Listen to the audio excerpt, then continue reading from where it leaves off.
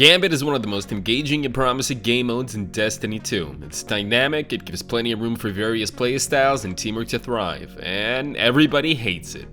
It just so happened that such a blast of an activity went downhill fast from an absolute hit to something repulsive. In this video, we're going to dwell on the topic and try to figure out what's wrong with Gambit and how to make it right. You ready, guys? Let's roll on then.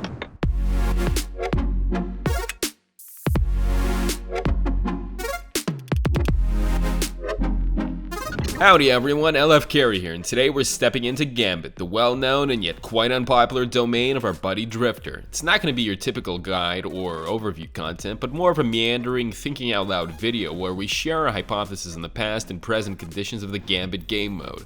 Despite voicing the prevalent opinions of the community, we do not claim them to be the whole truth, and we welcome your disagreements and thoughts in the comments down below. Gambit was first announced along with Forsaken, Destiny 2's biggest expansion to date, which still remains a renowned benchmark of a sequel's DLC. While in the works, the mode was kept highly confidential, and those that had a chance to try it out before the official release were not allowed to reveal any details, sticking to purely emotional impressions. What's interesting is that those lucky players all as one claimed that Gambit would go off with a bang. When finally launched, Gambit was often compared to Trials of Osiris, that, for the record, were not part of the sequel yet. This Drifter-curated mode was seen as a great alternative to the PvP arena, as only a tightly knit team where everyone knows their part and skillfully manages their powers could secure a Gambit win. This actually is something we'd agree on, because as a team-based mode, Gambit is way better than Trials. It basically has everything: exclusive armor, mode-specific weapons, ranking system, challenges, medals, and of course, a charming host and mentor, Drifter. But if everything's so sunshine and rainbows, how come the community is reluctant to spend its free time in the Drifter's arena? First, we have to get things straight by admitting that Gambit has never been perfect, as it's always tended to be heavily meta-dependent. There's always been place for the half-broken primeval tactics, let alone the whole sleeper simulant area and the wish ender bow's increased damage. However, despite all that, the mode was fun and more importantly, replayable. It often gave you that last moment win feeling you never got tired and that kept you engaged and hyped up for more. So, what went wrong? It'll be safe to say that lots of players felt the first glimpses of fatigue when they ran the breakneck auto rifle quest. 40 Gambit matches sounded like a Herculean task even for some dedicated players, not to mention the newcomers and casuals. The Destiny community generally loves to, if not speedrun, at least complete quests to get their loot as quickly as possible. When they're intentionally slowed, whether by game design or some other reason, everyone flames out. Right after the Breakneck quest, Gambit joined the regular playlist roster, receiving its own ritual weapon each season. No surprise, many players skip these guns altogether, and the vast majority of players prefer to hop onto Gambit quests even before Crucible and Vanguard, just not to agonize over it later. The weapon drops, by the way, were pretty terrific, and we'd say they were mostly worth the effort, but it did not make the grind less painful. Do you remember the Malfeasance Quest? Oh boy, it was something. And the Dredgen title? Despite being one of the easiest to get in the game, it still requires a truckload of time to grind all those triumphs. And we don't even mention the dreadful Reckoner title that only 3% of the whole community has, compared to 63% with Dredgen.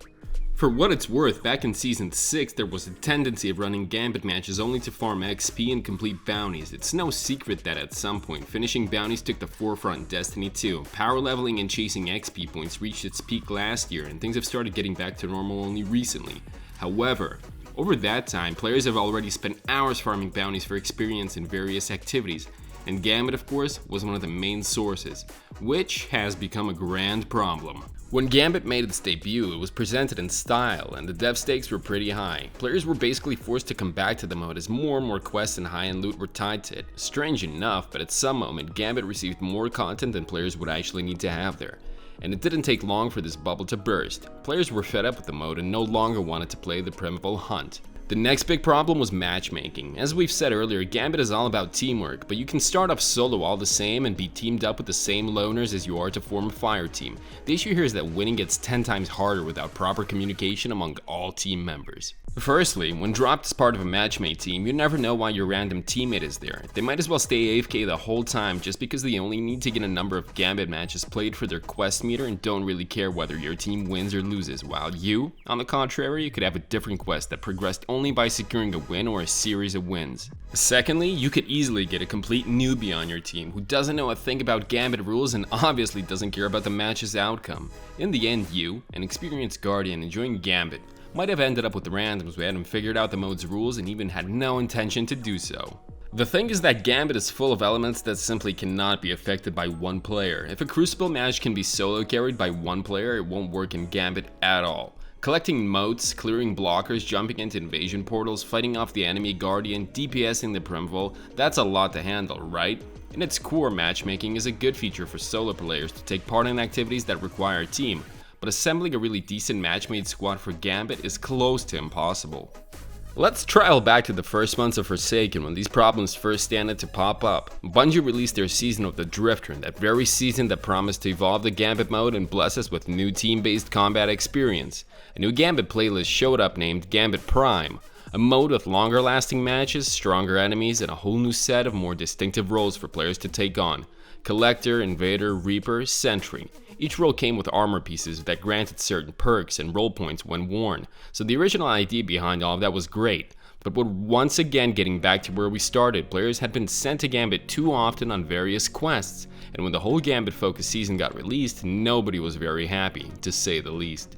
Of course, making all these bonus-driven role sets and taking a turn to a more competitive experience was the right thing to do, but the given sets had to be farmed for weeks and weeks of playing Gambit and Reckoning, another activity that was poorly received right from the start. Essentially, the Reckoning mostly looked like a slapdash job of an arena that needed only to make grinding for the Gambit Prime sets even longer. Even Bungie themselves once agreed that the whole mode was a failure, and some players might say the same about Gambit Prime. The waves of hostility may be explained by the fact that Gambit Prime was too hardcore for most of the player base. The set perks made it very unbalanced for new players, and only a few veteran guardians actually took the risks of going all the way to farm these sets out. Moreover, experienced players were just sick and tired of the Gambit modes thing, and newbies jumped in only to farm XP. That's probably how it turned out that the whole Gambit family was basically rendered useless and unpopular, and nobody really wanted to play it. We know all the community's PvE legends that set mind-blowing solo records, and we all know PvPers who made their names streaming trials, but we can't really name a single top clan or a team that would spec on Gambit, that very Gambit which in fact is more competitive than any Crucible playlist. That's not quite normal, is it? This year, Gambit has undergone a host of changes. The Prime mode is now gone, with part of its mechanics being transferred to the main mode. However, in this season, the good old Gambit problems keep repeating the same scenario. Once again, we have sought after reward. Now it's the bottom dollar hand cannon, which is one of the best in its class, but its drop chances are so low that the community is almost hysterical about it. Speaking of the meta hand cannons, if you're raging out over Gambit drops and cannot get your hands on the bottom dollar, Igneous Hammer is a good alternative. A reward from the Trials of Osiris loot pool, this 120 RPM hand cannon is now blowing up the PvP meta, and we have a whole overview video on why it's so good and what roles will make it even better, so feel free to check it out. You can click on the annotation in the top right corner or look for the link in the description. And by the way, the easiest way to grind out Igneous Hammer as well as almost any other Destiny 2 loot is to turn to our experienced pro guardians at LFcarry. Having spent years of playing Destiny since the original release, our pros know everything about the game and they'll grind out any item you want to get in the blink of an eye. No matter if you're looking for a team to run your Gambit matches or just want to get some goodies right to your inventory. We're here to help you out, so don't hesitate to take a peek at our website and check the description for a special offer link left there for you. Well, getting back to the Gambit mode and its current issues, we might add the never-ending problem of unbalanced heavy armored invaders riding their xenophages to the list, and it leaves us right where we were 1 to 1.5 years ago. Honestly, it seems like when the mode was first released, it came out with such great expectations and was so heavily promoted in several seasons that followed that the team behind Gambit became sort of hostages to the responsibility. They might now be taking the heat for their revolutionary mode losing popularity, and to make those stats go up somehow, they have to tie more and more content to Gambit, hoping it would make a difference. Yeah, it might sound a bit naive, but how else can you explain 10 match quests and infamy resets? If you guys have some ideas, feel free to leave your comments as we'll love to discuss the Gambit problem with you. However, no matter how grim the picture painted by the statistics and community's dislike may be, we still hope that Bungie will not abandon Gambit for good. Supporting it may pretty much give the game a breath of fresh air it needs right now. Some changes have to be done, of course. The heavy ammo economy, matchmaking, ranking system, bounties, and a whole lot of other things need to be fixed. But sadly, it's very unlikely that the studio will throw so many resources on doing so, which is unfortunate because Gambit does have great potential and can very much become that groundbreaking experience Bungie promised at the very start. For now, we have what we have, and honestly, if we had to choose, we'd opted for Trials of Osiris over Gambit. Trials have absolutely bombastic rewards, and our LFcarry pros can help you reap them all in no time. That said, we hope you guys liked our little Gambit discussion. You're all more than welcome to share your thoughts on the state of the Gambit mode in the comment section below. And don't forget to like the video and sub to our channel if you enjoyed this content and want to see more to come. Thank you all for watching, and see you in the next one.